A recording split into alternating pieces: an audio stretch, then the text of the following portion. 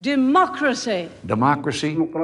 Democracy. Democratie. Democratie. Democratia. Democratie. Democracy. Democracy. Démocratie. Démocratie. La démocratie. La démocratie. Democracy. Démocratie ou démocratie. Democracy. La democracia. Democracy. Démocratie. Démocratie. Démocratie. Democracy. Democracy.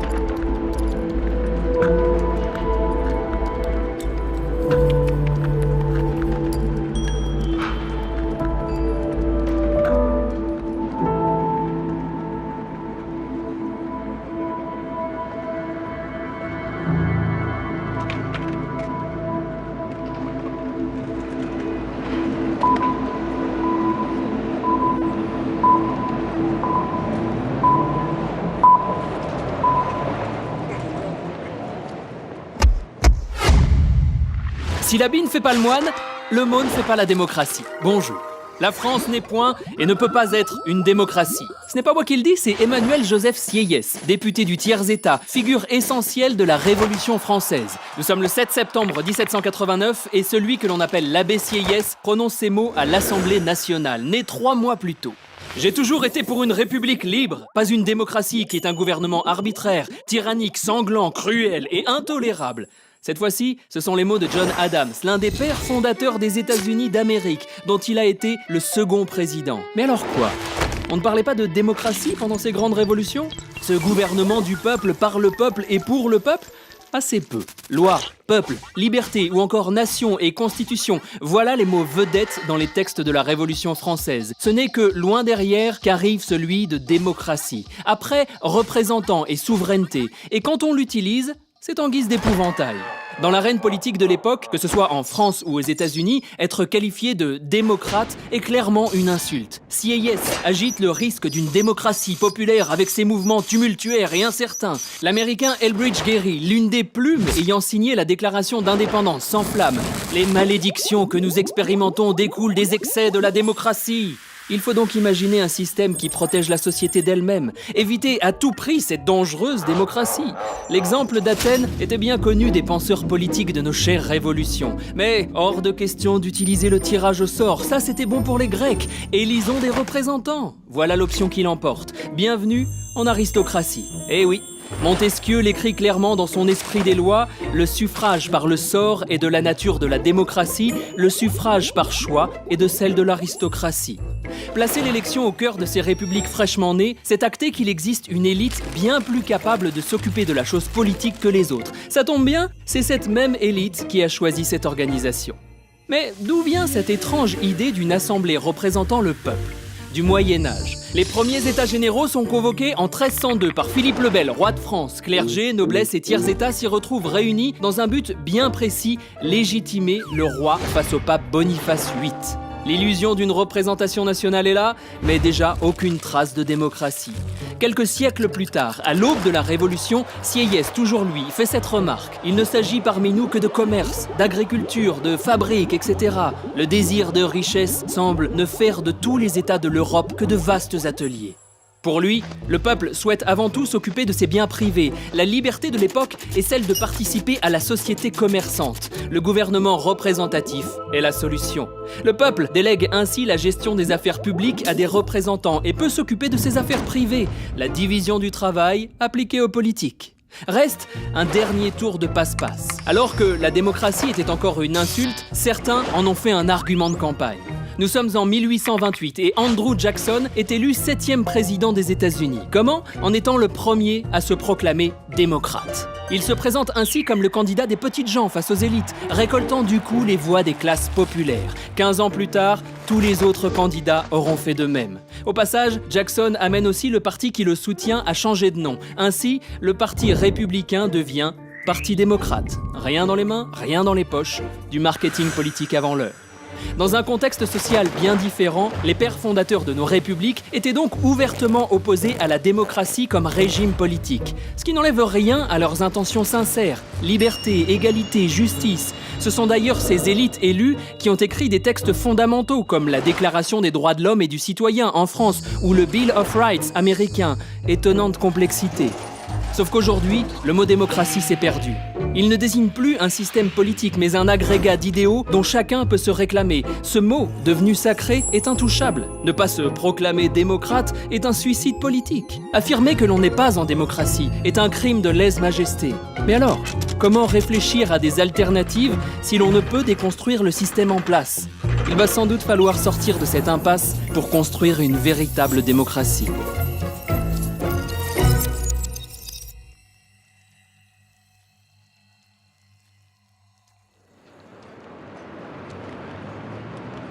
On est dans un pays où on dit que donc on a liberté, égalité et fraternité. C'est pas ce que nous vivons. Disons que la République française pourrait être beaucoup plus démocratique, ça c'est certain. Ouais. C'est ça le problème. Une vraie démocratie à l'heure actuelle, non, je vois pas ça. Alors finalement, pourquoi je vote ? Est-ce que moi, français d'origine maghrébine, je me reconnais avec notre classe politique ? Globalement, je vous dirais que non. La représentation, c'est une calamité. C'est une catastrophe. Pour moi, c'est une catastrophe. La représentation au niveau des députés, c'est le contraire de la démocratie. Au final, voter pour quelqu'un, c'est se libérer de ses choix, en fait. C'est de reporter ses choix à l'élu qui devra décider pour le collectif. Le mot démocratie est devenu une arme de la classe dirigeante. Ne vous plaignez pas, vous êtes en démocratie.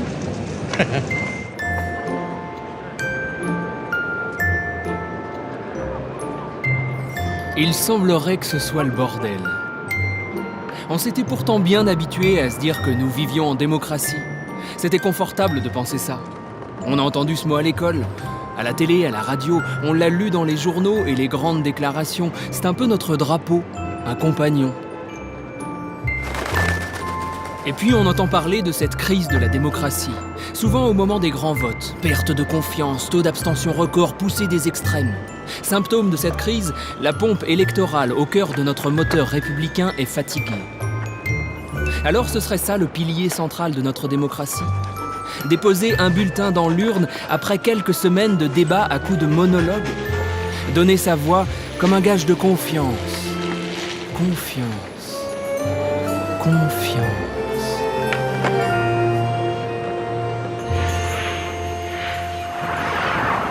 Loïc Blondiot, première. Alors, je suis Loïc Blondiot, je suis professeur de sciences politiques à l'Université Paris 1 et mon travail porte sur la question de la démocratie, des innovations démocratiques en général.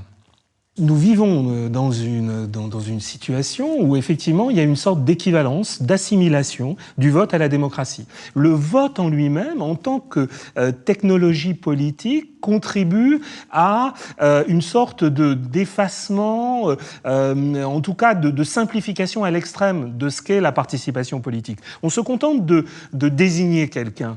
En fait, c'est une procédure très pauvre en signification politique.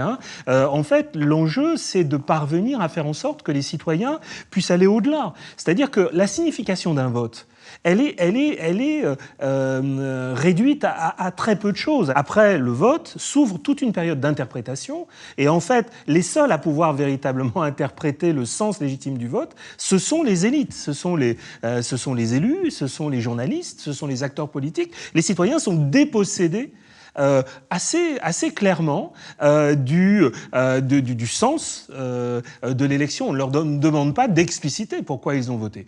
Et donc, il faut toujours se rappeler cette très grande pauvreté de la signification politique de l'élection, du processus électoral.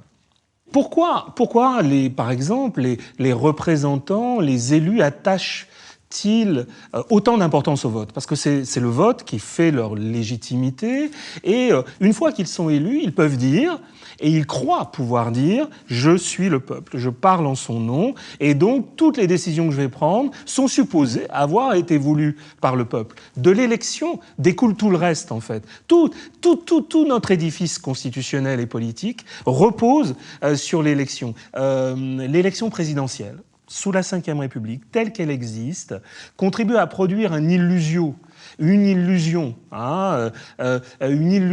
qui effectivement est un peu mortifère pour la démocratie, parce que laisse croire qu'effectivement, en désignant un sauveur, un homme providentiel, un monarque, on pourra véritablement changer politiquement les choses, alors que évidemment ça ne suffit pas. Et effectivement, les règles du jeu de notre élection présidentielle continuent à infantiliser, de mon point de vue, les citoyens.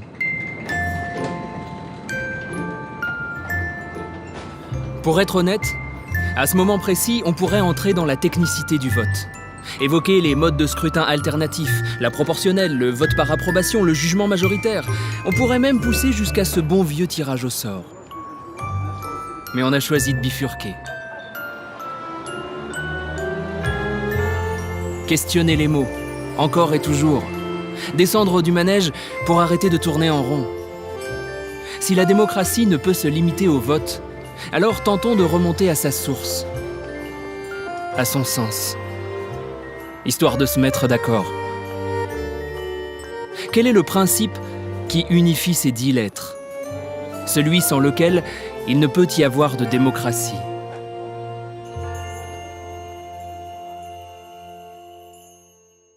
Jacques Rancière, première. Jacques Rancière, donc j'ai enseigné la philosophie à l'université de Paris 8 pendant un peu plus de 30 ans. Alors bon, démocratie, on sait que ça veut dire originellement, pouvoir du peuple, mais qu'est-ce que ça veut dire pouvoir du peuple? C'est quoi le démos? Le démos, c'est ceux qui n'ont pas de capacité particulière pour exercer le pouvoir, quoi. C'est ça qui fait la spécificité de la démocratie par rapport à une espèce de tradition qui fonde le fait d'exercer le pouvoir sur le fait qu'on a une qualité pour ça, qu'on est les plus riches, qu'on est les plus nobles, qu'on est les descendants du Dieu fondateur de la cité, qu'on est les fils de Dieu ou du prophète, ou que sais-je, voilà. Ou bien qu'on est les plus savants, qu'on a étudié la science politique. Je crois qu'on place l'égalité, véritablement, on peut dire, au fondement. L'égalité, au départ, ça veut dire ça qu'il y a des gens qui sont là parce qu'ils sont fondamentalement égaux à n'importe qui, quoi. Alors, la démocratie, c'est pas l'idée, disons, celui qui finalement il veut, il peut y arriver. Non, c'est pas ça. C'est l'idée que, il y a une forme de communauté qui est fondée sur l'idée que la capacité que chacun possède de penser et de juger et d'agir est une capacité qu'il partage avec tous les autres. Ça, c'est quelque chose de fondamental. C'est-à-dire que la démocratie, c'est pas simplement le pouvoir de la masse, le pouvoir du nombre, mais que c'est un pouvoir fondé sur l'idée d'une capacité qui est partagée par tout le monde. Une capacité que chacun a, mais que chacun a en tant qu'il est égal à tous les autres, et en tant qu'il présuppose chez tous les autres la même capacité. L'égalité comme fondement. La première brique. Collective. De quoi bien nous ancrer dans le sol avant de se mettre en mouvement. Mais pour aller vers où? Alain Deneau, première. Alain Deneau, directeur de programme au Collège international de philosophie. De toute façon, on ne peut pas être en démocratie au sens où la démocratie dénoterait un régime. La démocratie est un principe qui consiste à acquiescer au principe de l'égalité des intelligences. Et on tend vers ce principe de la démocratie lorsque on considère, comme le dit Jacques Rancière, dans un moment de l'histoire, que n'importe qui est apte à réfléchir aux enjeux qui nous sont communs et que la politique relève de réflexions, de considérations qui ne concernent aucune compétence spécifique. Si on est capable de reconnaître ça, on tend vers ce principe qu'est la démocratie. Mais c'est un principe. Ensuite, on a des régimes qui sont républicains, monarchistes, autoritaristes. Ensuite, il y a des régimes, mais un régime ne peut pas être démocratique. Un régime, il fonctionne selon des règles qui ont une qualification et il est en phase, peu ou prou, avec le principe de démocratie.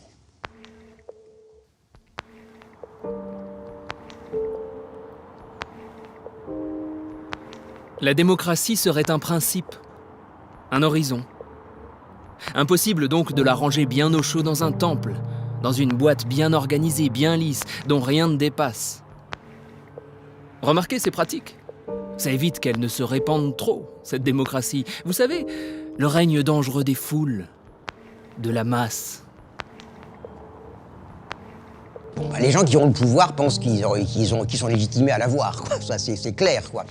Ça, c'est une première chose. Et puis, une deuxième chose, c'est qu'il y a un tas de gens qui n'ont pas le pouvoir, mais qui sont pas loin du pouvoir, qui exercent une espèce de, disons, malgré tout, d'autorité dans les médias, dans le monde de l'édition, dans le monde du journalisme, et voilà, et qui sont, d'une certaine façon, toujours, au fond, à seconder les autres, quoi. C'est-à-dire, bon, les autres, ils gouvernent parce qu'ils pensent qu'ils sont là pour gouverner et qu'ils sont les plus forts, ça, c'est bien, quoi.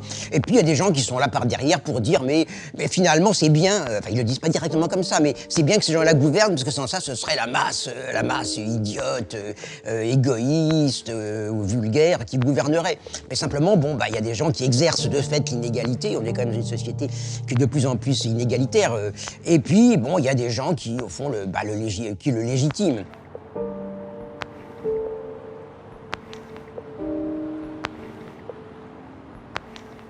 L'égalité fait peur, évidemment, aux gens qui pensent qu'ils sont les plus forts, les plus intelligents, et il y en a quand même énormément, quoi. Il faut bien voir ça. Et ça, bon, c'est quelque chose qui existe un petit peu un peu à tous les niveaux. C'est-à-dire qu'il n'y a pas simplement les gens qui sont au sommet, qui aiment l'inégalité, mais disons, une société inégalitaire vit aussi par le fait que on est toujours le supérieur de quelqu'un, quoi. Donc, on se considère soi-même comme victime, comme dominé, mais en même temps, il y en a toujours un qui est en dessous de vous, quoi. C'est un petit peu la logique de fonctionnement, je dirais, pacifique de l'inégalité, quoi. Abus de pouvoir, corruption, poids des lobbies, décisions non concertées, non partagées, technocratie, faille de la représentativité, illusion du choix, inégalité des chances. Vous voyez bien, la démocratie, ça marche pas. L'humain n'est pas fait pour ça. Vraiment ? Et si tout cela était la conséquence du manque de démocratie et non de ses excès, a-t-on jamais sincèrement pris le risque de l'égalité ces dernières décennies ? Laurence Essig, première.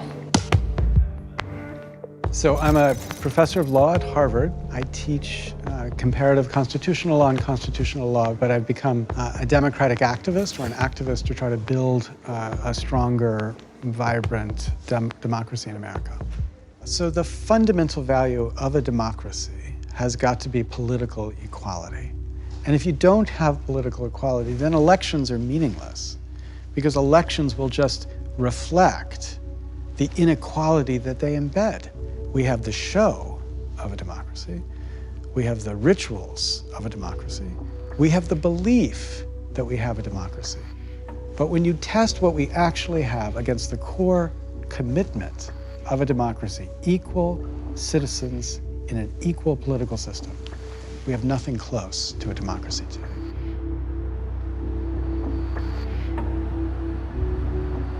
There is this skepticism about democracy that's developing. And now, I personally am not skeptical. I personally think that people properly constituted, properly informed, are the best check and the best captain, in this sense, on the future of government. But we certainly haven't produced that now. And to the extent we fail to produce a democracy that seems to make sense, will increasingly support the anti-democratic movement. So I've been at parties in the United States, you know, with rich people. Not that I'm rich, but sometimes I'm asked to speak to these rich people. And, you know, people are openly talking about maybe, you know, some form of fascism with a friendly face would be a better system of governance than democracy. And it's terrifying.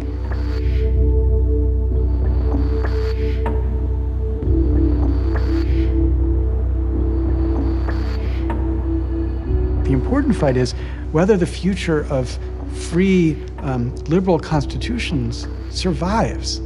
And that question is an open question right now. There's no reason to believe it's going to survive. It's had its run, and, you know, forms of government rise and fall, and then something else takes its place. And so if we're going to continue it, we have to wage this fight to fix democracy first.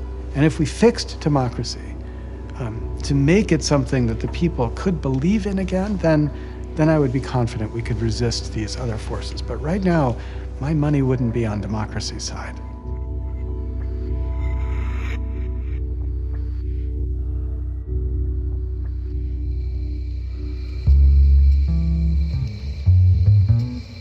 Démocratie. Le mot est si usé qu'on serait prêt à s'en débarrasser. Pour le remplacer par quoi? Un fascisme souriant? Foutaise. Allons-y. Allons questionner la démocratie à fond de cale, au plus près de celles et ceux qui osent ce pari, non par idéologie, mais par nécessité. Direction Kingersheim, dans l'est de la France. Joe Spiegel en est le maire depuis 1989, et depuis une vingtaine d'années, il tente d'ouvrir la politique de la ville à toutes et tous. En 2014, il refuse la Légion d'honneur. L'une de ses raisons, la critique d'une démocratie en panne et d'un système à bout de souffle. Mais ce n'est pas tout. Ce refus, c'est aussi pour Joe Spiegel affirmer un besoin profond de retrouver le sens de l'égalité. Tiens donc. Mon nom c'est Joe Spiegel et je suis maire de Kingersheim, qui est une ville de 13 000 habitants près de Mulhouse. Depuis 20 ans, la question qui m'intéresse, c'est comment associer les citoyens à la décision commune, comment retrouver le sens du bien commun ensemble, comment permettre à chacun d'être copropriétaire de l'intérêt général, coproducteur de la décision, comment en réalité changer vraiment la vie des gens avec eux, et pas pour eux de manière condescendante, avec des bulletins de vote une fois tous les 5 ou 6 ans, avec la culture des promesses non tenues, avec le désenchantement qui s'ensuit, comment concrètement on peut redonner la démocratie la vitalité d'en lui donner un arène, c'est-à-dire comment organiser l'espace qui existe entre les gens. Bonjour madame.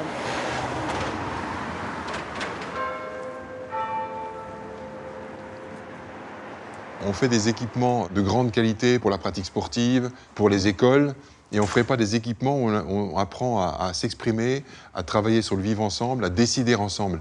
Et donc l'idée, c'est de consacrer un lieu dédié, autant aux citoyens qu'aux élus, autant à la concertation que la décision, donc la maison de la citoyenneté. Elle a été construite en 2006, ça fait partie de la maturation de notre réflexion, et en disant voilà, c'est comme pas dans la salle du conseil municipal qu'on va changer, rénover la démocratie. Ici, à Kingersheim, il y a un lieu dédié aux pratiques démocratiques.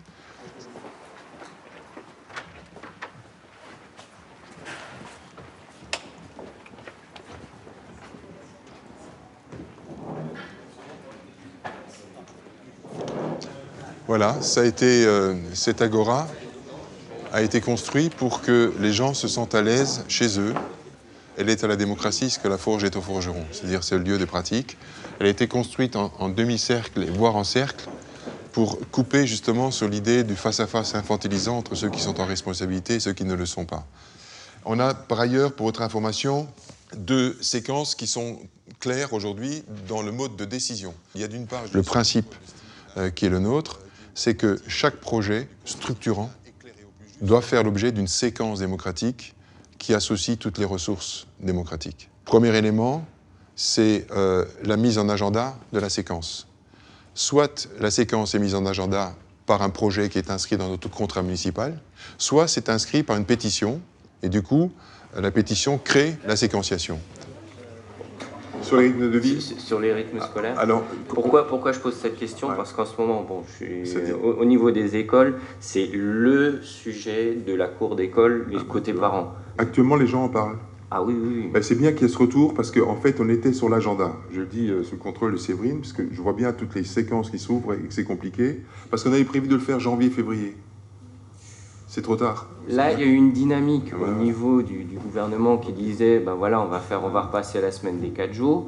Il y en a qui, je te dis clairement, hein, pourquoi Joe, il a bloqué, on n'est pas revenu à la semaine des 4 jours. En expliquant, les gens comprennent parfaitement qu'il y avait aussi des enjeux derrière avec des équipes salariées, etc., etc. Par contre, pour eux, le système actuel des 4 jours et demi, pas forcément dans le contenu, mais dans le rythme, voilà, c'est quelque chose, c'est une aberration. Donc là, quand je parle de la mise en agenda, il y a vraiment une balle à prendre au rebond, tout de suite. Maintenant. D'accord. Donc c'est bien que vous m'alertez là-dessus. Peut-être qu'il faut accélérer l'agenda. L'acte 1 de la séquence, c'est ici, réunion publique à la Maison de la Citoyenneté. 2 règles qu'on demande régulièrement, c'est que quand vous exprimez, vous ne dites pas « on », qui est irresponsable, vous dites « je », vous affirmez votre « je ». Deuxièmement, on ne s'applaudit pas, on n'est pas à la cour de récréation, on n'est pas à l'Assemblée nationale le mercredi après-midi. À partir de la réunion publique, je dis aux gens, voilà, on a débattu, c'est clair, on ne peut pas prendre une décision ce soir. Vous savez très bien que ça ne se prend pas comme ça. Et donc je propose que dans la durée, on réfléchisse ensemble et qu'il y ait des représentants de toutes les ressources qui soient présentes. Et là, je fais un appel à candidature aux habitants présents pour venir constituer le collège des habitants. Mais comme je me rends compte que souvent, ce sont souvent les TLM, toujours les mêmes, pour les grands sujets, je procède au tirage au sort. En gros, en statistique, c'est 1 personne sur 6 qui accepte de venir. Mais en tout cas, c'est beaucoup de gens qui, soit ils n'ont pas le temps, ça c'est un vrai problème, le temps démocratique, soit ils ont fait confiance au maire, sont biberonnés au fait que j'ai délégué, ou alors le maire est un couillon, je ne bosse pas avec lui, ou encore je ne sais pas. Ça c'est la pire des remarques, je ne sais pas quoi vous dire. Comme si les gens étaient dans l'autocensure. Tous les projets importants font l'objet d'une maturation partagée par des habitants, des experts, des élus. C'est très important qu'il y ait cette maturation, cette fertilisation des différents points de vue.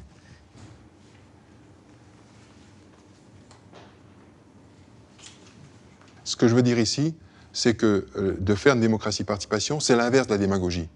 Et qu'il faut beaucoup de courage politique et de la technique. Et donc une pensée globale de dire qu'au fond, on peut cheminer ensemble en sollicitant des gens le meilleur d'eux-mêmes. Ça, c'est mon utopie à moi. Bonjour, messieurs, dames. Salut, Joe. Bonjour. Salut, Georges. Tu vas bien? Bonjour, moi, hein. Ça va bien? Fumez Fumez pas trop, je dis ça parce que j'ai arrêté il y a 10 jours. Ah, donc je suis fier comme un coq. C'est vrai? Ouais. Mais moi, ça fait 23 ans que j'ai arrêté. J'ai 17 et j'ai repris, tu te rends compte? Non. Ouais. Bon. Là, tu fais la grosse connerie, là. Non, mais ça y est, j'ai arrêté, hein. C'est bon. T'as arrêté, c'est sûr? C'est sûr. C'est sûr. Si jamais tu me vois, je te paye une bouteille de champagne. T'as intérêt. C'est noté, devant témoin. Ouais, ça marche. Je prends. La démocratie construction est une démocratie exigeante. Elle implique qu'elle soit interactive tout le temps, elle implique qu'elle soit lente, c'est-à-dire qu'on aille au fond du sujet, et c'est donc un antidote aux populistes qui prennent comme levier le simplisme, et ça implique qu'elle soit édifiante, c'est-à-dire que inviter les habitants à un processus de décision, c'est un processus de transformation. Pourquoi? Parce que j'ai observé que pour tout processus de décision, il y a 3 types de transitivité qui sont essentiels. C'est passer du je, mon avis, au nous collectif. Le deuxième, c'est partir du cas particulier qui a sa légitimité pour réfléchir à l'intérêt général, au commun, et qui n'est pas l'addition des égoïsmes. Et puis, il y a la logique de passer de l'immédiat, et on est dans une culture de l'immédiat, pour le long terme. On ne peut plus faire marche arrière une fois qu'on est dans cette... Non. Ah non. Non, c'est impossible. Je me pose beaucoup de questions pour la suite, effectivement. Vous savez, moi aussi. Un peu inquiet. Pas plus tard qu'hier, je disais à Séverine comment on va faire, quoi. Oui. Parce que ça va être difficile. C'est une autre façon de bosser ici à Kingersheim. Et moi, j'étais dans le privé avant, je peux vous dire que je vois la différence. C'est une façon de travailler que je ne trouverai pas, puisque j'ai quand même un peu roulé ma bosse. Et non, je pense pas. Donc on se pose la question de l'après. On se pose la question de l'après. A priori, c'est le dernier mandat de M. Spiegel. C'est pas en théorie, c'est en pratique. Oui. On essaye toujours. Et voilà, qu'est-ce qui va se passer après? Mais c'est vous qui allez... On travaille aussi pour la suite. C'est l'homme quand même qui porte tout ça. On travaille sur une succession, si les électeurs sont d'accord, parce que c'est toujours les élections qui passent. Après, moi, je n'ai pas de souci, vous êtes habité par ça, et après, il faut un portage politique fort, c'est vrai. Voilà. Ah, il y a André. Oui, ouais, ça ne vous dérange pas, j'invite André, qui est au conseil municipal aussi. Mopsy, sois le bienvenu. Bonjour André. Vous habitez à Kingersheim depuis longtemps? Non, en 89. Et je suis arrivé parce qu'à l'époque, Joe se présentait et j'ai admiré ce maire puisqu'il était sur son programme, il avait dit que j'augmenterais les impôts. J'ai dit ça, c'est un maire. Ah, Mopsy, t'es bon, toi. Disons, moi j'habite un quartier où les gens ne sont pas trop bavards. Ils ne sortent pas, on les voit très peu. C'est bonjour, bonsoir, ça s'arrête là. Et c'est un des combats les plus... C'est un des combats les premiers, l'ouverture de la parole, arriver à discuter, arriver à dépasser le bonjour. Ah oui, ça c'est important, mais c'est très difficile. Hein, on a du mal. Hein. On ne force pas à boire un âne qui n'a pas soif. Hein. Toute la difficulté pour nous, c'est de comment inviter plus des gens à cette épreuve démocratique. C'est comment ne pas seulement avoir ceux qui se sentent déjà inclus, parce que ceux qui se sentent inclus, qui ont le temps, qui ont l'argent, ça roule. Mais ceux qui ont des points de moins difficiles, qui ont déjà du mal à penser à leur propre avenir, comment faire? Et donc il faut là aussi être capable d'entendre leur colère. Je pense qu'il est normal d'imaginer que d'aller confronter avec les habitants, c'est pas simple, qu'il y a une technique, il y a une ingénierie démocratique, et ça, on en est dépourvu. D'où l'idée des rencontres de l'interrogation démocratique, de rencontrer des maires qui essaient de penser autrement, d'agir autrement, des citoyens qui, de leur côté, travaillent sur le sujet, et de faire en sorte que tout ça crée un mouvement pour un jour faire système, faire rayonner. Et je pense qu'on est parti dans ce mouvement-là, mais ça prendra du temps. C'est un enjeu, à mon avis, civilisationnel comme la transition écologique. Ça prendra du temps. C'est un autre regard complet, c'est un retournement démocratique.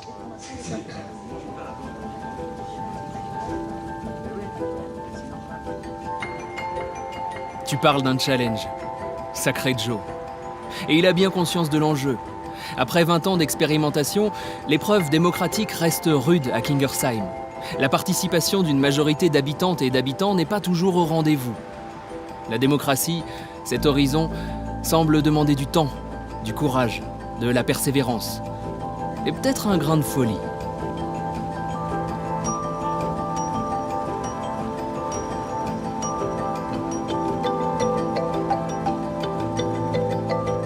Allons voir ailleurs, autrement. La ville est plus grande, Barcelone, plus d'1 600 000 habitants. Et les élus, moins habitués aux arcanes du pouvoir. En 2015, 4 ans après le mouvement des indignés, la liste Barcelona en Comú remporte les élections municipales. Des citoyens et des citoyennes qui avaient investi les places de la ville quelques années plus tôt sont désormais à sa tête, de l'autre côté du mur institutionnel.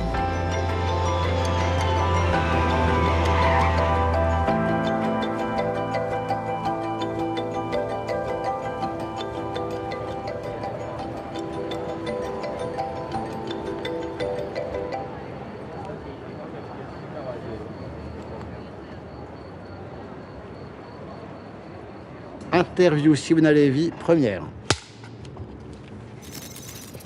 Moi, je suis Simona Lévy, je suis metteuse en scène et activiste. Le 15e à l'étranger est connu comme le mouvement des Indignados et c'est un soulèvement très transversal qui avait comme slogan nous ne voulons plus être de la marchandise dans les mains des politiciens et des banquiers et qui se basait sur un manifesto et des points minimums comme le droit au logement, le droit à la santé, le droit à l'éducation, mais surtout une idée de terminer avec les privilèges et la collaboration entre les politiciens et en fait des intérêts qui ne sont pas les intérêts du commun. C'est un esprit de la citoyenneté, c'est qui doit construire, qui doit prendre les responsabilités quand les politiciens et les structures de l'État ne font pas leur travail.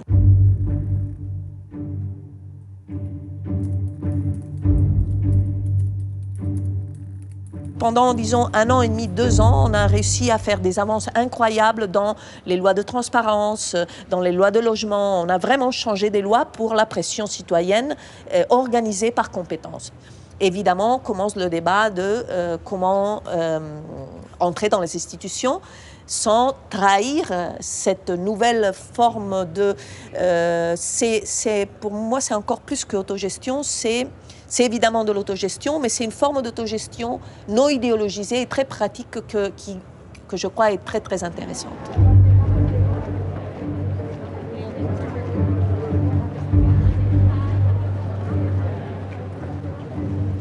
Direction la mairie et ses nouveaux élus. Après 3 ans au pouvoir, le désir démocratique est-il toujours intact ?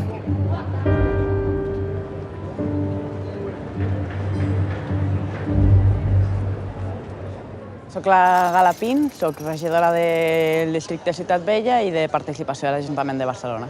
hi havia aquest debat de dir què fem a nivell de política institucional. No hem de canviar la gent, no hem de treure una gent per posar-ne una altra, sinó que el que hem de canviar són les formes de fer política. I aquesta via es dona a través del municipalisme, no? Les ciutats són allò que està més a prop de la gent, és la institució més propera, i si volem canviar les formes de fer política no dependrà de qui entra a la institució, sinó dependrà també de tenir una ciutadania mobilitzada.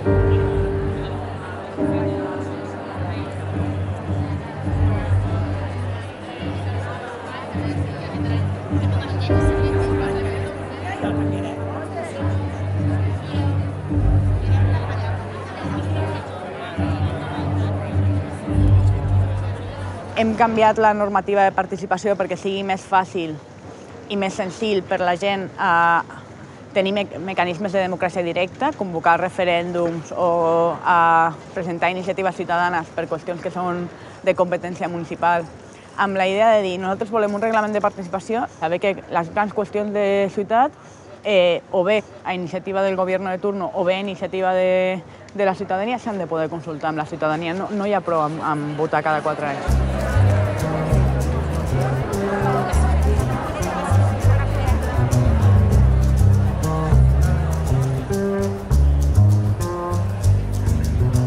No són bons o no són immunes a determinades dinàmiques de per si, sinó que hem de tenir mecanismes que ens ajudin a controlar, no? I ens assegurin que podem fer política d'una altra manera. Aquí una de les eines que esdevé principals i primordial és el codi ètic, no? Un codi ètic que signem, en el cas de Barcelona en Comú, tota la gent que entrem a les institucions, limitant el nostre sou, limitant els mandats, tenint un compromís de mantenir el contacte amb col·lectius que estan en situació de vulnerabilitat per d'alguna manera evitar això, que ens trobem que hi ha gent que porta 30 anys a les institucions i que s'ha oblidat, no, de què és el que passa a la realitat, a la vida quotidiana. I crec que en això ens ajuda molt el fet de saber que estem aquí de manera temporal. O sigui, el fet de dir, jo estaré aquí 4 o 8 anys com a molt, perquè tinc un codi ètic que m'obliga a estar 4 o 8 anys i aquí no em quedaré per sempre.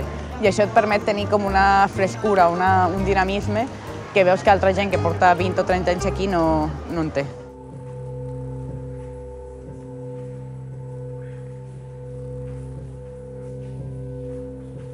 Per mi la transparència no és només compartir molta informació, sinó també és compartir el relat, d'explicar com funciona això aquí dins.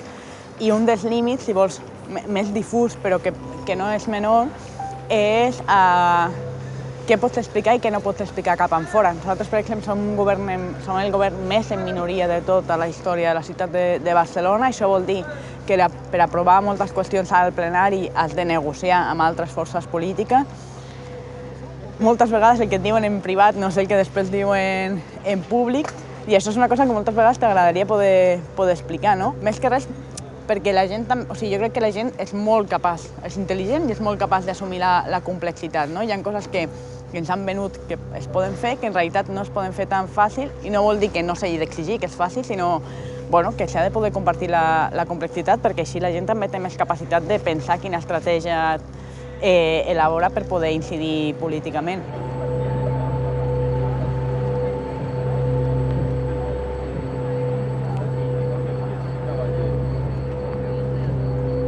Ce qu'on raconte, c'est très important. C'est pour ça que l'aspect du langage, de la création, etc., c'est important. Si on arrive à créer une narrative qui explique une réalité dans laquelle les personnes ont un rôle important dans la responsabilité qu'elles prennent par rapport à la gouvernance et au commun, alors on pourra avoir une meilleure démocratie. Mais avant, c'est important que la modification de notre réalité soit faite avec une collaboration, une co-responsabilité entre société civile et institutions.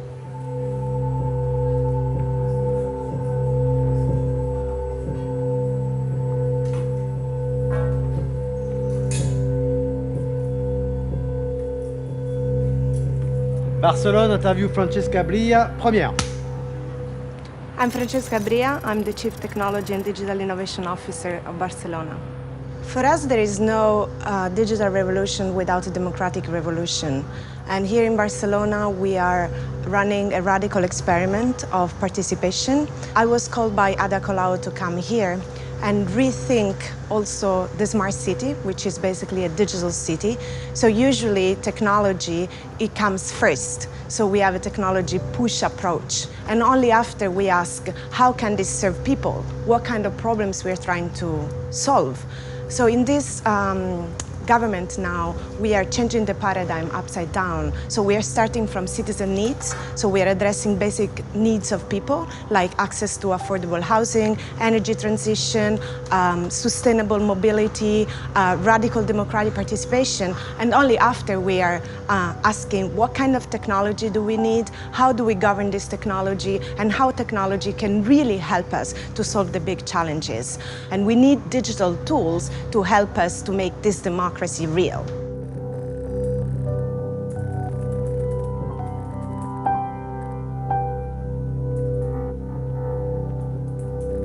For us, digital democracy is not a Facebook democracy. It's not about people clicking. For us, it's about integrating the participation of citizens in the streets through assemblies, through collective debates, and then using digital tools to filter all these proposals, create data visualizations that is about explaining citizens what we're doing in government, making government transparent, opening up the budget, opening up the decision-making process, and devolve power to citizens. So the Barcelona government agenda has been written with 40,000 citizens actively participating.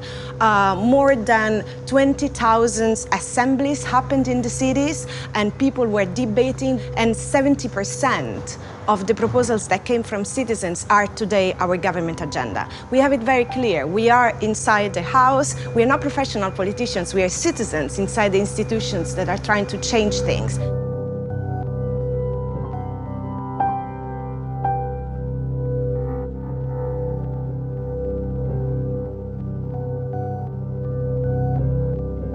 I think the main problem is that institutions are not ready to do that.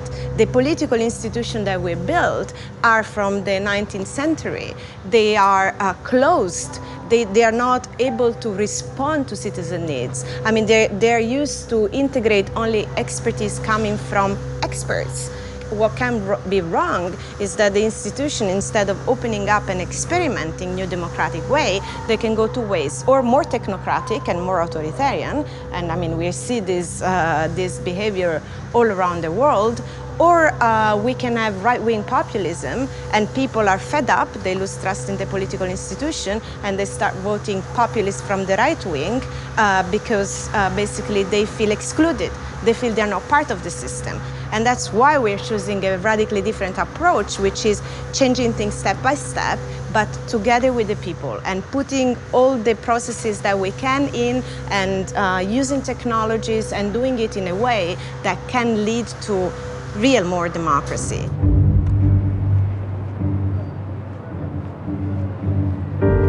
Plongeons dans les rues de Barcelone, loin de l'hôtel de ville. Dans ces quartiers où Ada Colau, la nouvelle maire, a lutté pendant de longues années, notamment pour le droit au logement. En 2009, elle participe à la création de l'APA, la plateforme des victimes du crédit hypothécaire. Aujourd'hui, l'ex-porte-parole de l'APA est devenue maire, mais cet espace d'échange et d'action profondément démocratique reste essentiel pour beaucoup. Interview Carlos Macías. 1.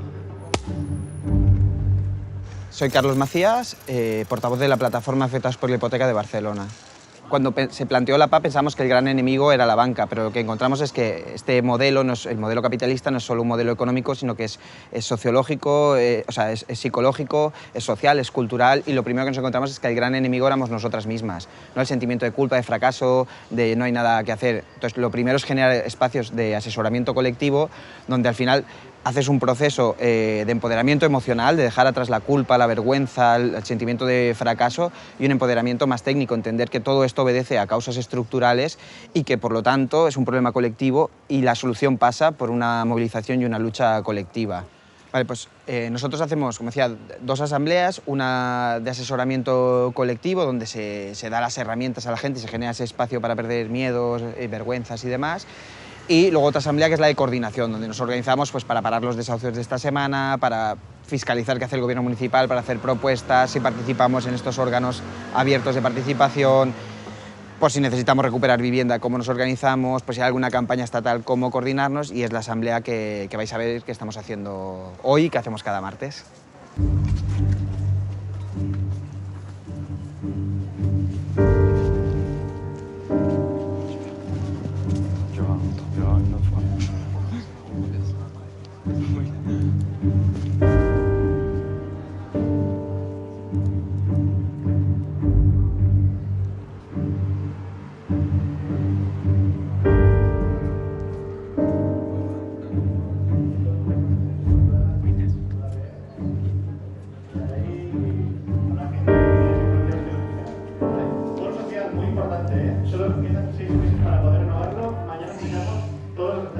Esta mañana hemos hecho una maratón, un desahucio a las 9:30, otro a las 9:50 y otro a las 10:30 y hemos conseguido pararlo todo, o sea que es súper guay. Al final nos movemos por la gente que se mueve y participa y hace posible que cada día, ¿no? Esta mañana hemos parado 3 desahucios, no porque nadie tenga una varita mágica, sino porque éramos muchas que hemos corrido de uno a otro y que nos hemos dividido. El caso es que mañana tenemos el desahucio, hemos intentado pararlo por todos los medios, pero ha sido imposible. Nos han dicho que teníamos hasta el día de mañana para abandonar la vivienda. Con mi chica que tiene prácticamente 8 meses y medio, está a punto de parir. Nos dan 8 días de tiempo para poderlos trasladar. ¿A dónde? Diga lo que diga, haga lo que haga y venga quien venga, no nos vamos a ir, ni vamos a firmar nada. Yo me ha venido una carta de desahucio, estoy en un piso de protección oficial, pero en una fundación privada. ¿Qué fundación es? Fundación Bienestar y Familia. Encima, Fundación Bienestar y Familia quiere desahuciar a una familia. Vale. Ayer fui y me dijeron que fui a pedir al abogado y bueno, el miedo que tengo es que mi niña tiene parálisis cerebral y me dijeron que me fuera, que no luchara porque me podían quitar a mi hija. También yo creo que no eres la única, lamentablemente, ni la primera a que le han amenazado con esa grandísima mentira. Bueno, a mí me han amenazado de quitarme mis hijos cuando estaba prácticamente casi en la calle, ¿vale? Pero cuando yo ocupé, les dije, mis hijos tienen un techo. Y una vez teniendo tus hijos en un techo, a ti no te los pueden quitar. Más encima, las asistentes sociales están para ayudar, no para quitar. ¿Vale? O sea que, por lo tanto, y una vez tú entrando aquí, a ti no te van a quitar nada. O sea que sí que se puede. O sea, tus hijos a ti, olvida de que te los van a quitar. Todo lo contrario, ellos tienen que darte ayuda para que no destabilicen tus familias con tus hijos.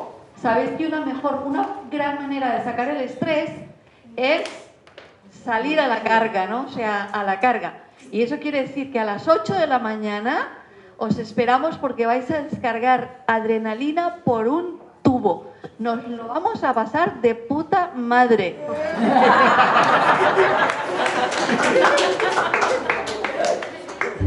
He tenido el día 18 un desahucio, que somos una familia, tengo 2 niñas, tengo el suegro que está inválido y no podía, el banco era, el piso es propiedad de la Caixa y nos querían echar a todos. Han decidido que parar el desahucio, o sea que sí se puede, pero hay que venir aquí todos los días, escuchar a la gente a las acciones, venir aquí todos los días y a partir de ahí la gente de aquí os informará todo lo que hay que hacer para ser positivo. Vamos a dar guerra, vamos a dar guerra. Agua, luz y techo, tenemos derecho. Agua, luz y techo. La vigilancia ciudadana, la fiscalización es imprescindible porque si no vigilamos qué hacen, ¿no?, los que se suponen que son nuestros representantes políticos, sabemos cuáles son las consecuencias. Por ejemplo, la estafa hipotecaria y la mal llamada, ¿no?, y la burbuja hipotecaria que ha llevado a este drama de más de medio millón de hogares desahuciados, condenados a deudas de por vida, porque no ha habido una fiscalización suficiente de la connivencia entre el poder económico y el poder financiero. A pesar de que el gobierno de Ada Colau, que mucha gente pensaba, hoy llegará y se acabarán los desahucios, es necesario que la PAI y todos los colectivos de vivienda que existen en la ciudad sigan organizadas, sigan más fuertes que nunca. Y porque todo gobierno, sea el gobierno que sea, del color que sea, necesita esa fiscalización y esa presión. Y más aún, si hay un gobierno con disposición a hacer cambios en materia de vivienda, y eso significa enfrentarse a grandes lobbies. Si no tiene presión social detrás, cuando se siente en la mesa a negociar con los lobbies y mire para atrás no haya nadie, no podrá llevar a cabo ningún cambio. Por lo tanto, la calle siempre tiene que estar organizada y presionando para que los cambios se produzcan en el sentido de garantizar derechos y no de garantizar beneficios de grandes empresas.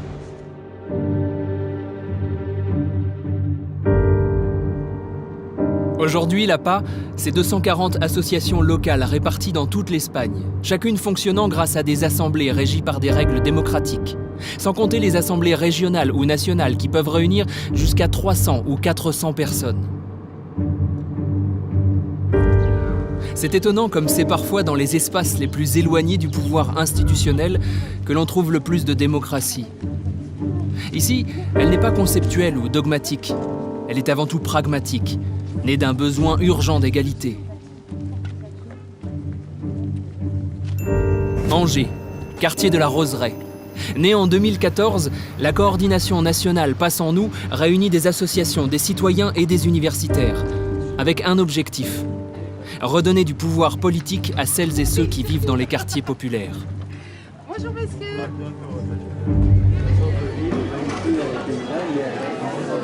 Aujourd'hui, c'est l'université d'été de PSN, de la coordination Passe en nous nationale, mais qui réunit toutes les coordinations départementales. D'accord.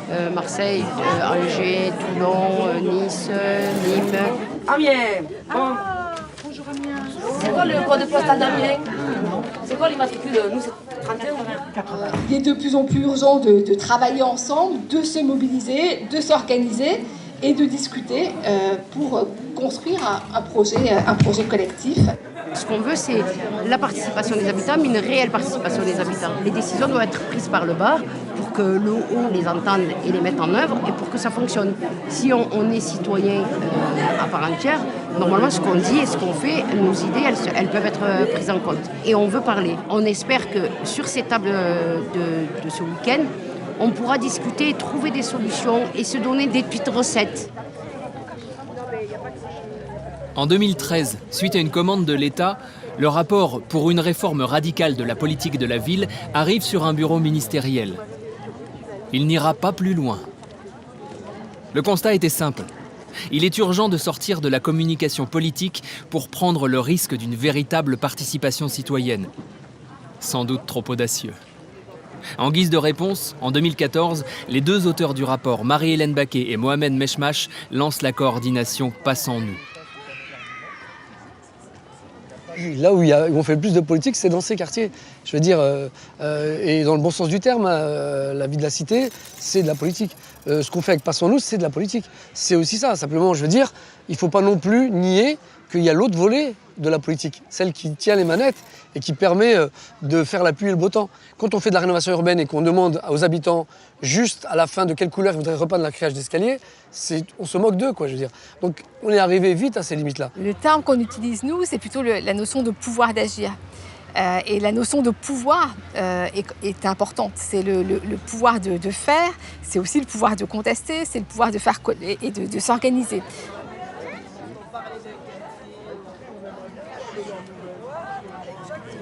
Et ils disent, bon, ben, si on coupe, coupez pas aussi large pour pas perdre 36 logements, on manque de logements, des logements de ce type-là, coupez comme ça.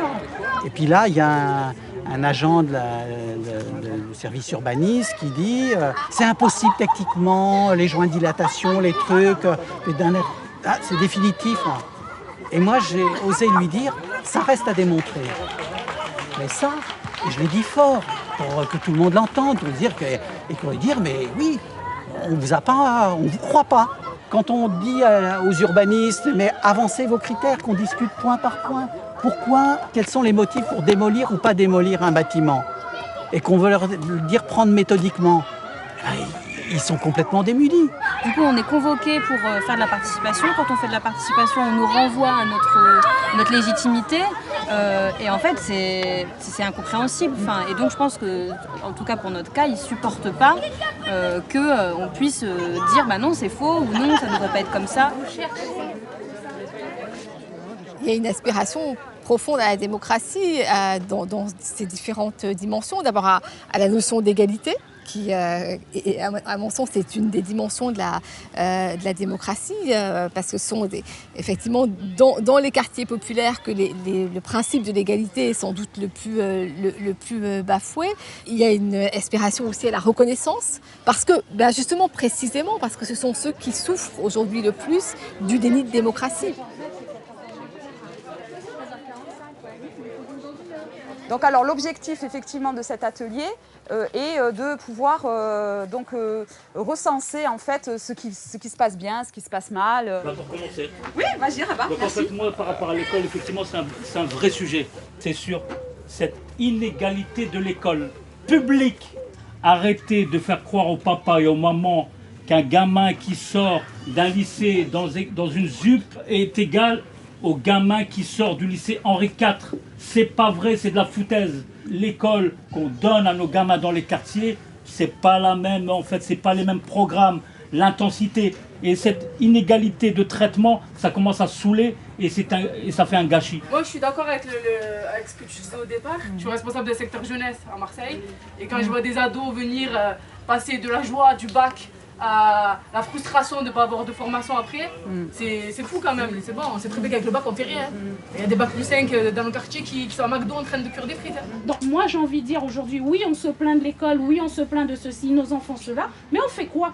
Il y a une forme de démotivation et de démobilisation aussi de certains habitants. Bien sûr qu'on n'est pas toujours suivi par l'ensemble des habitants. Mais quand on gagne sur des combats, croyez-moi que ça en motive d'autres à côté de ça. Et c'est aussi ça, je veux dire, c'est aussi nos victoires qui nous font avancer. C'est aussi des fois nos défaites qui nous permettent de nous remettre en question et d'avoir une stratégie différente pour ne pas perdre les gens. Mettre en acte la démocratie, c'est quelque chose qui est difficile.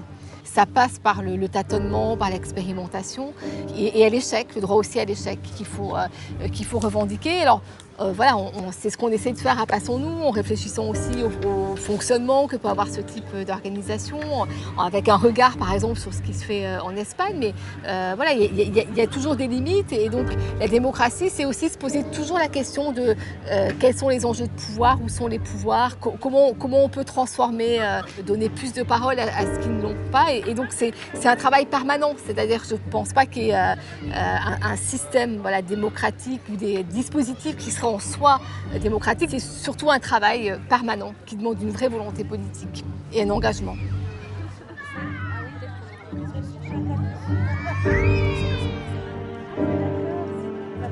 La démocratie, c'est l'opposé du confort.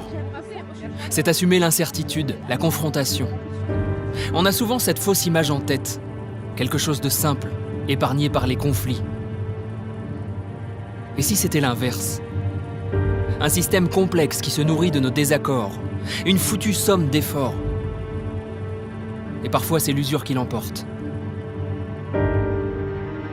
Mais peut-être que si l'on était habitué à ces efforts dès le plus jeune âge, comme une gymnastique sociale. Après tout, pourquoi ne pourrait-on pas apprendre la démocratie comme on apprend à lire ou à compter ?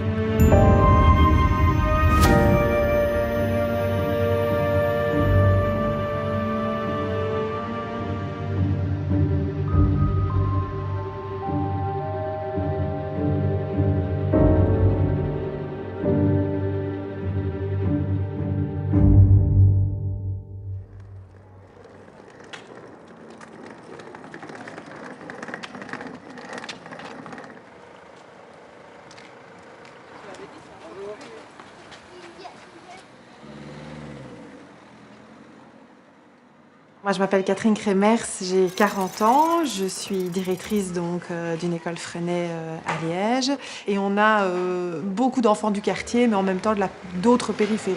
Donc c'est-à-dire que comme il y a des parents qui choisissent le projet pédagogique, ça les dérange pas de faire des kilomètres pour venir déposer leurs enfants ici.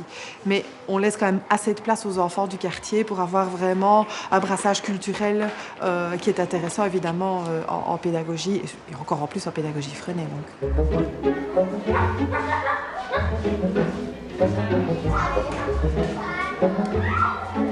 Donc ici, nous, on travaille beaucoup en fonction des valeurs. Donc on a des valeurs comme la coopération, la solidarité, la démocratie, l'esprit critique, etc., pour lesquelles toutes les activités de la journée d'école interviennent. On essaye toujours de mettre l'enfant au centre de tout ça, acteur de ses apprentissages, et on lui donne évidemment toutes les cartes en main pour pouvoir réussir et s'épanouir de quelque milieu qu'il soit. Et selon ses idées, selon ce qu'il est capable de faire, ce qu'il n'est pas capable de faire, on va l'aider aussi. Il y a beaucoup d'échanges, énormément d'échanges. On va pousser les bancs, faire un cercle avec les chaises, le délégué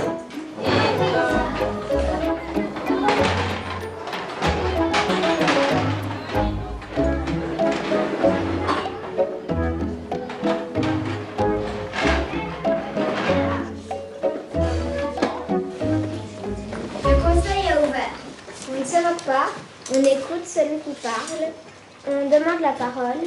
La priorité sera donnée à ceux qui ont le moins à parler. Le secrétaire est-il prêt? Oui, donc, planter des fruits, les citrons. On a déjà le citron. Alors, on avait choisi le citron, mais avant d'aller planter le citron, on devait faire des recherches. On n'a pas encore eu l'occasion de faire des recherches pour savoir si on peut planter des citrons chez nous. Et elle a dit que ça ne pousserait pas ici. Et je crois aussi que ça ne pousse pas ici. Ma grand-mère, elle a... Dites, on va tous pouvoir s'exprimer, mais on a oublié une seule chose, le bâton de parole. Donc le principe de base de la pédagogie Freinet, c'est l'autogestion dans les classes et les classes coopératives. Et alors, tout est géré par les conseils de coopération et de classe. Donc au sein de chaque classe, il y a un conseil qui gère les apprentissages, l'organisation, les conflits, les règles de vie, etc. Dans ce cercle, généralement, on considère vraiment que l'enfant est l'égal de l'adulte. En fait, chaque membre du cercle, en fait, est membre de la même société. C'est une micro-société, donc chacun a sa voix. On n'élit pas des représentants ou des délégués. On essaye vraiment de faire participer tous les enfants un maximum. Puis alors, il y a des conseils de cycle. Donc c'est... Là, par contre, on fonctionne de manière différente, soit tous ensemble, soit par délégués. Mais les délégués ne sont pas élus, ils sont tournants. Puis alors, on a le conseil d'école. Donc là, on prend 2 personnes de chaque classe ou de chaque cycle, chaque enfant, qui va aller venir reporter alors les décisions qui sont prises dans les cycles et dans les classes à la direction, avec des représentants des enseignants, des représentants des garderies, enfin du personnel des garderies, ça. Et donc là, les décisions sont prises pour l'ensemble de l'école. Moi, je vous propose que vous apportiez votre documentation lundi. Ah, pardon, le bâton de parole. Merci. La démocratie est centrale dans cette pédagogie parce que justement, on apprend aux enfants que leur avis est pris en compte et que justement, avec plusieurs avis, donc plusieurs manières de penser, eh bien, on construit la société dans laquelle on vit. Les grands regardent en dessous des toilettes. Anita et Asia. Ok, priorité à Asia et Anita. C'est vrai, l'autre fois, on regardait en dessous des portes. Anita, elle m'avait dit que Redouane, il a failli la voir. À un moment, j'ai été aux toilettes et il y avait Redouane à côté. Il est sorti. Il a déjà regardé en dessous de ma toilette.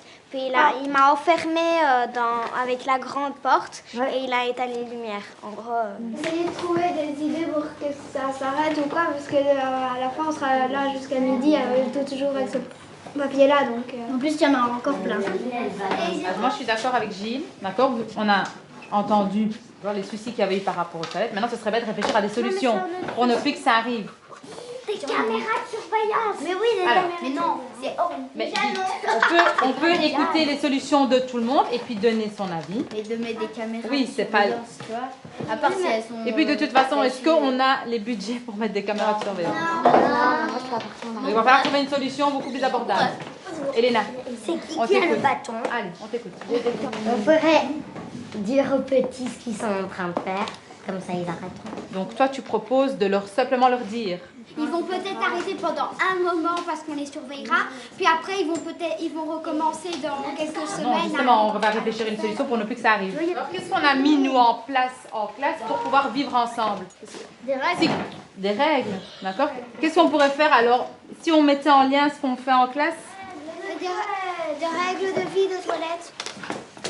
Oui, mais il y a des petits qui ne savent pas lire les règles si elles sont dans les toilettes. Allez, proposez d'autres idées. Ce que je propose, c'est qu'on change les portes et qu'elles soient plus grandes. Comme ça, plus personne ne sera pas la tête en dessous. Donc Arthur il propose de rallonger les portes. Donc d'ajouter une planche en bois en dessous des portes. C'est vrai. Qui vote pour qu'on rallonge les portes? C'est une très bonne idée. C'est un problème dont il va falloir parler en conseil d'école. D'accord. Arthur, tu peux le noter parce qu'il va falloir en parler avec Catherine. En conseil d'école avec les délégués des autres classes. On va parler seulement avec Catherine. Ça ne va pas régler le problème, ça concerne toutes les autres classes. Tandis que là, il y aura les délégués de chaque classe. Des fois, dans les écoles, c'est le prof qui dit ça et on fait ça. Et que nous, en fait, c'est le prof donne une idée et on vote. C'est chacun a son mot à dire. Soit on vote, soit on discute ensemble et on trouve une solution. Dans la classe, par exemple, on a tous les mêmes règles. Il n'y a pas ceux qui sont un peu plus intelligents que d'autres, qui ont des droits plus élevés. On a tous les mêmes droits. Non, il n'y a pas de chef parce que on fonctionne tous ensemble et là, on peut donner notre mot à dire et il n'y a pas de chef. Même s'il y en a qui sont en difficulté, ils font tout pour qu'ils soient à la même hauteur que les autres. Moi, ça m'est jamais arrivé de voir des enfants dans leur coin. On a un banc de l'amitié et il n'y a jamais personne dessus. Donc, le banc de l'amitié, c'est quand on n'a pas d'amis et des choses comme ça. Donc, à chaque fois, il y a au moins 2-3 personnes qui viennent chercher la personne qui est là et on leur propose de jouer avec nous.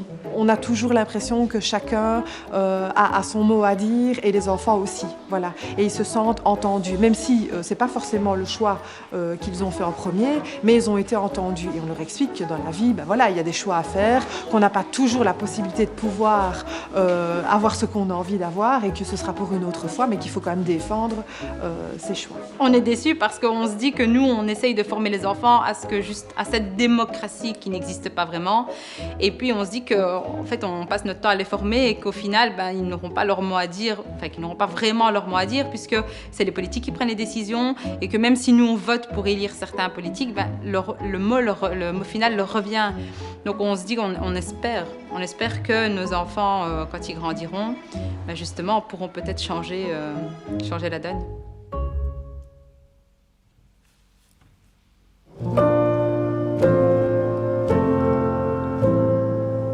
Et nous, quels gamins sommes-nous?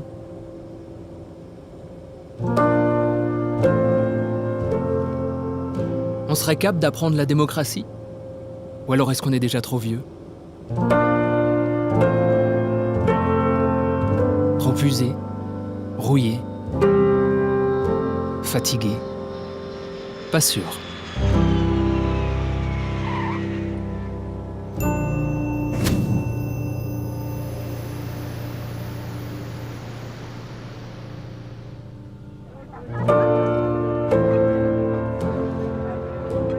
Nous voici à Thessalonique, deuxième ville de Grèce.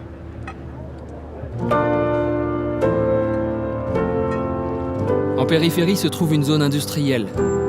Filkeram & Johnson, fabricant de matériaux pour la construction, y a installé ses usines. En septembre 2011, l'entreprise se déclare en faillite. Toutes les usines ferment, sauf une filiale. Viomé. Les ouvriers réquisitionnent les machines et décident de continuer la production. Aujourd'hui, 26 personnes travaillent chez Viomé, dont 13 à temps plein. Ils fabriquent de la colle et des produits d'entretien biologique. Il n'y a aucun patron. Toutes les décisions sont prises collectivement, au quotidien.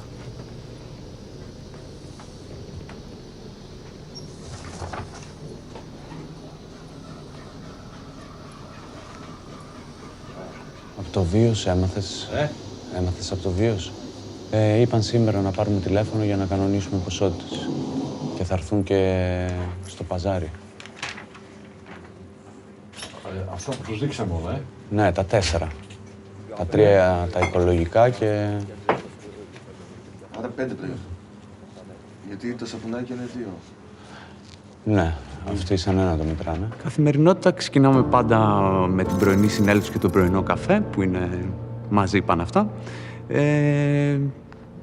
Η αλήθεια είναι ότι μερικές φορές μας παίρνει παραπάνω ώρες σαν διαδικασία, όμως είναι πάρα πολύ παραγωγική και πάρα πολύ δημιουργική διαδικασία και από εκεί και πέρα, ανάλογα με το τι έχουμε αποφασίσει για την καθημερινή μας παραγωγή, μοιράζουμε τις δουλειές της ημέρας. Αυτό γίνεται καθημερινά στη συνέλευση. Φέρε κανένα φιλτράκι. Καλημέρα. Σε πάρω μια γραμμή. Θα σε φτάσουν. Με πήραν από το Βίος χθες.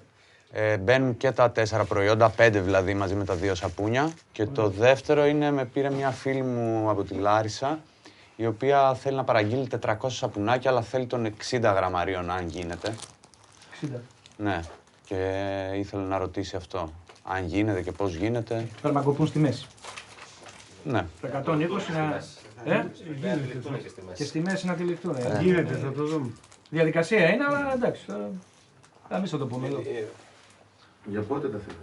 Αυτή τα θέλει γιατί παντρεύεται. Τώρα άλλος ποιος παντρεύεται? Λοιπόν, μάγκες, πήρε τηλέφωνο αυτός από το Τιτάν. Αυτό? Από το Τιτάν. Είπε ότι προτιμώχνουν για τα σιλό. Αν μπορούμε να το βάλουμε ένα χρονοδιάγραμμα.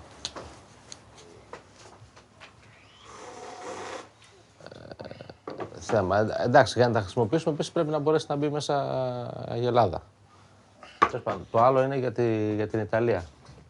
Στην Ιταλία ξανά έστειλε δεύτερη φορά email από την Ιταλία. Στείλτε μου τις τιμές, αλλά θέλουμε και για τις σχόλες γιατί υπάρχει ενδιαφέρον. Καταρχήν δεν έχουμε καταλήξει για τις φτηνές σχόλες στην τιμή. Το ζήτημα είναι και τι τιμή θα τους πούμε.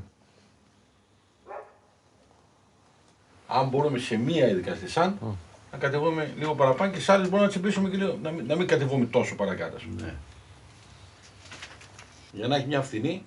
Να έχει μια φθηνή, να έχει που να είναι κράχτης για τους υπόλοιπους. Δεν μπορεί να πάρει ο άλλος. Και για τον Αργύρι. Περιμένει τιμές.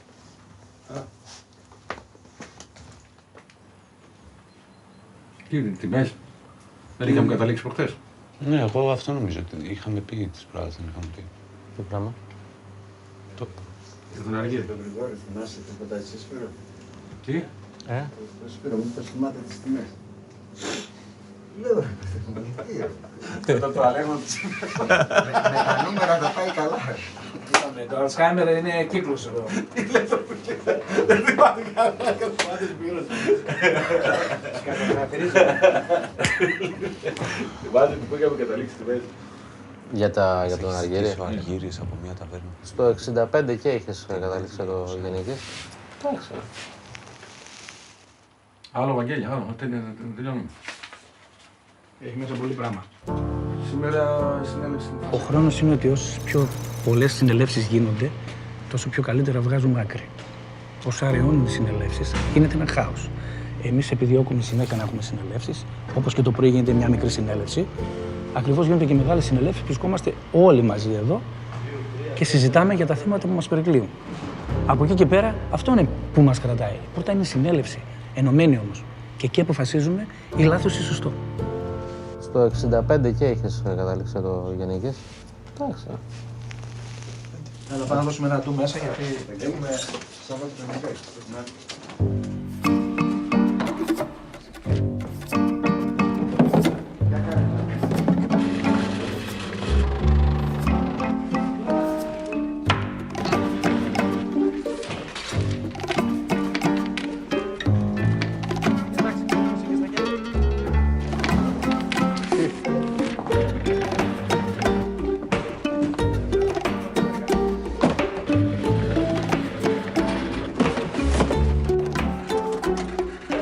όλοι να είμαστε το ίδιο.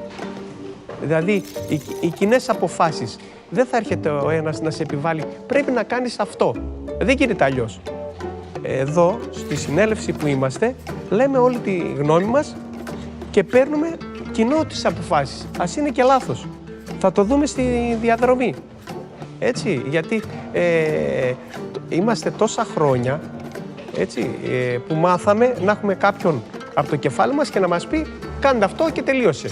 Αυτό ήταν αυτό που έχουμε αλλάξει εδώ. Εδώ όταν καθόμαστε, ο πιο που λέγανε εργαζόμενος, που να μην είναι και αγράμματος, να φτάσει σε σημείο να είναι αγράμματος, να δώσει την καλύτερη ιδέα της παραγωγής.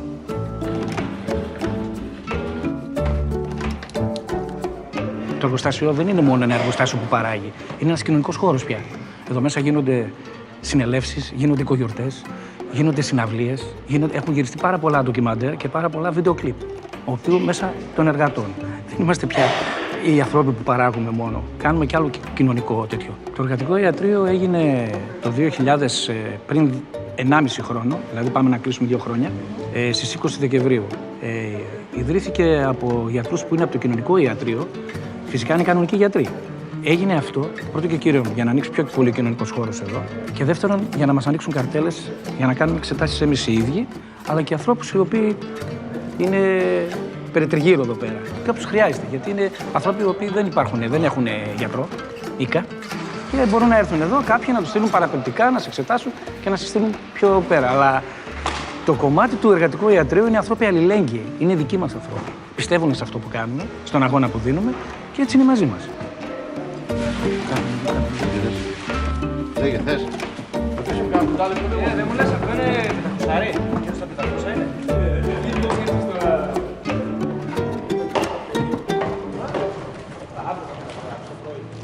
Αυτό εδώ είναι η φιλοσοφία και το λόγο της Βιομέ. Δείχνει ένα εργοστάσιο, δείχνει ένα γρανάζι, το οποίο όταν αρχίσαμε την πρώτη παραγωγή εδώ το 2012, γύρισε το γρανάζι και αρχίσαμε να παράγουμε τα φυσικά καθαριστικά φυσικά, γιατί γυρίσαμε από πάμε να σώσουμε και το περιβάλλον. Και εμάς μαζί φυσικά να αλλάξουμε και έτσι γυρίσαμε στα φυσικά καθαριστικά. Και έγινε αυτό το λογότυπο εδώ, μας δείχνει ένα εργοστάσιο και από πάνω μας ένα γρανάζι που γύρισε και βγάλαμε την παραγωγή. Και λέει κιόλας, ο αγώνας γυρίζει το γρανάζι. Βάζουμε το λιθαράκι μας να ξεκινήσει κάτι καλό. Κάτι για όλους. Να μην είναι για λίγους, να είναι για όλους. Γιατί αυτό που παρατηρήσαμε είναι δεν θα αλλάξει κάτι. Και με τις κυβερνήσεις που είναι πάνω. Αλλά γενικά, αν μπορέσουμε κάτι να κάνουμε εμείς οι ίδιοι για μας. Γιατί αλλιώς δεν περιμένουμε. Δεν γίνεται τίποτα. Αυτή τη στιγμή το εργοστάσιο. Έτσι και είχαμε φύγει εμείς, δεν θα υπήρχε το πετραδάκι.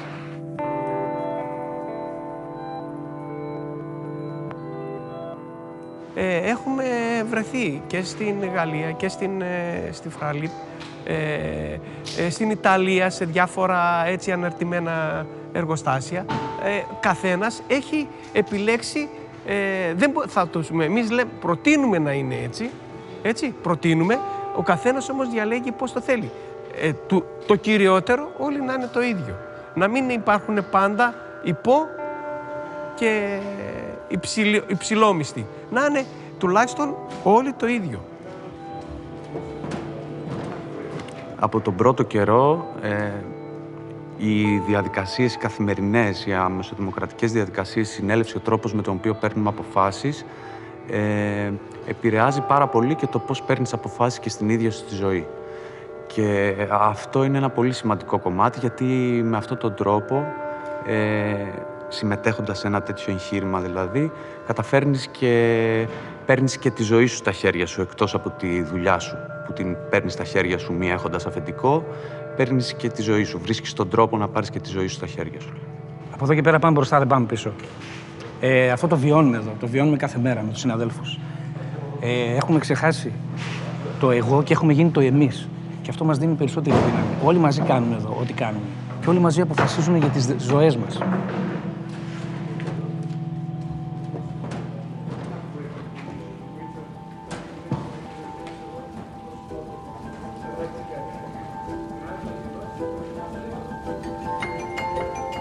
Jusqu'où sommes-nous capables d'aller dans ces choix collectifs, dans cette co-construction?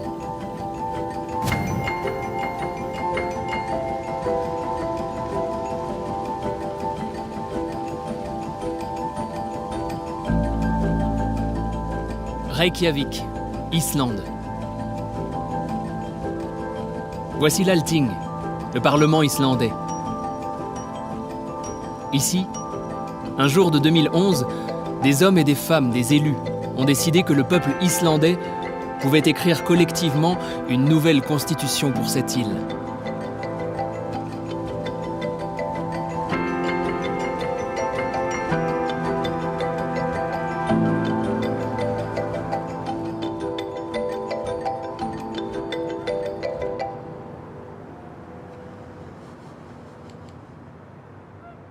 My name is Katrin Oddsdóttir and I'm a lawyer, a human rights lawyer. And I also used to work as a journalist. And I was one of the people, the 25 people that were on the Constitutional Council of Iceland that wrote the new constitution for my nation. And now I'm the chairperson of the Constitution Society, which is a small NGO trying to get the new constitution legislated on. Most of the world knows that there was a crash in Iceland in 2008. We took to the streets and we were banging pots and pans, and just in the end we got to elect, and we got finally a left-wing government that we hadn't had for a long time here in Iceland. They realized that we needed a new social contract, so they decided to try to write a new constitution for Iceland. And what we did was we first had a National Assembly with 1,000 randomly selected citizens that got to sit together for one day only in a big sports complex and discuss about the values we wanted in our new constitution. And then we had elections where we could actually get 25 people, Icelandic people, to write the new constitution. So the elections went forth and that was okay, and 25 people got elected, including myself. What we did, because we had so little time and we had problems with legitimacy already, we said, okay, let's just open it up, because we need to create ownership. And what we are trying to do is we're trying to create a new society that is transparent and that has sort of accountability. And if we don't do it ourselves in our work, I mean, how can we demand of the parliament or of the officials to do that in our new constitution? So we decided to put our draft online every week. And then we had our big meetings broadcasted online also. And then the first time I remember we put the draft online, we were really scared because we thought, you know, they're just going to come like and crush us with like vulgar words and all that. But it didn't happen.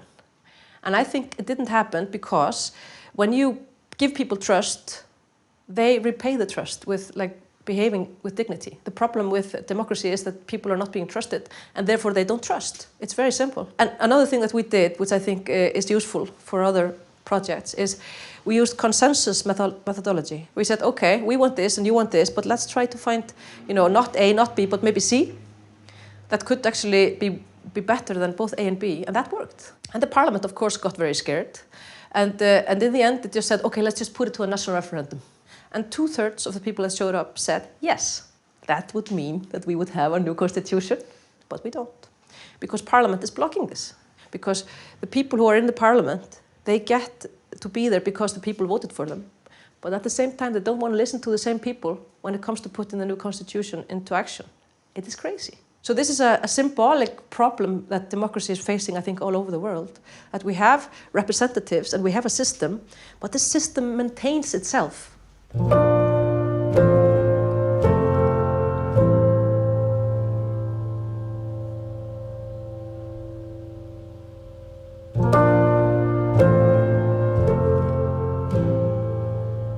So my name is Birgitta Jónsdóttir. I am in the last day as Member of Parliament in Iceland. I am a politician, an activist, and I have no idea what I'm going to be doing in the next few months. So it was very important that we did actually do this constitution buy-in for the people of Iceland. And so I was willing to support this new constitution and fight for it because it contains something really valuable, which you can't really put in words. And when we couldn't get it through the parliament, among the biggest disappointments in my life,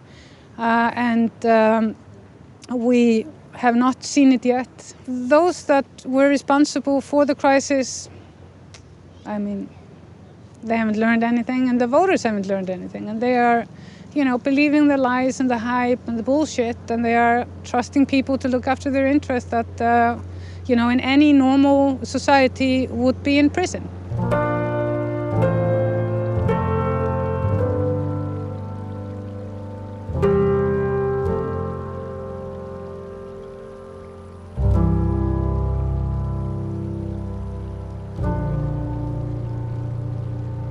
Until 2008, we thought we were a highly developed Scandinavian democracy with everything going for it. And then all of a sudden we just had this like realization that our whole system was corrupt. Our politicians were sort of working more for the banks than for the people. We do know that the system is still hiding a lot of stuff, and it still isn't transparent, and it still isn't working completely for us. It's just people are all together outsmarting the politicians that are trying to hide a corrupt system. So it won't go on. It's impossible. You can't have a couple of dozens of people hiding the truth for hundreds of thousands anymore. So we will find out, and we will make you responsible for your own scandals, and in the end we will win. I keep telling people, even if we haven't seen a lot of the changes that we fought for in the wake of the crisis, next time we will have all this work ready, and we are ready. This is the constitution. Mm-hmm. This is a flower called Forget-Me-Not. Forget-Me-Not? Mm-hmm. It's the symbol of the Icelandic Republic? Or? No, it's a flower that we have that you can stick to your clothes. It sort of sticks, and it's called Forget-Me-Not. So it's just symbolic, don't forget, I have seen signs. The end of the world as we know it has begun.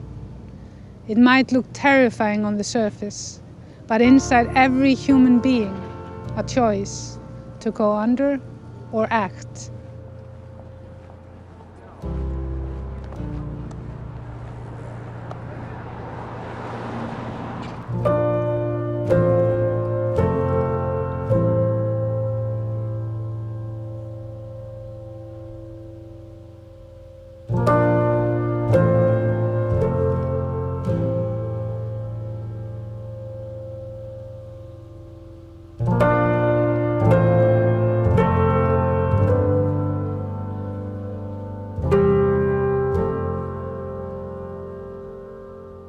We have a long way to go.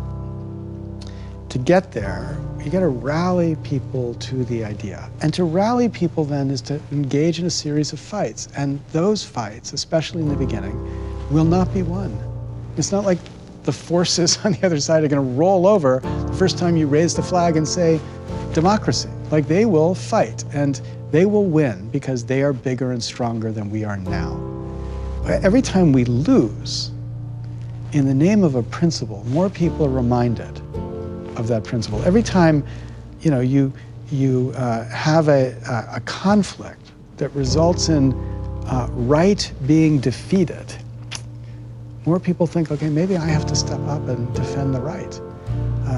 And that's the dynamic that I believe has always led to fundamental change. So we have to be willing to lose. Yeah, great.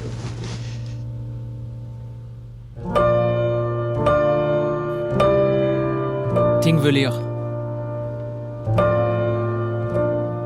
Les plaines du Parlement, en islandais.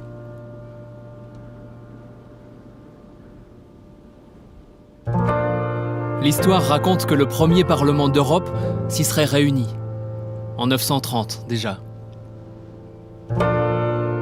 Et aujourd'hui, où sont les lieux où nous pouvons faire démocratie ? Créer des espaces et du temps. Le chantier est vaste, mais le terrain magnifique. La démocratie est un risque à prendre.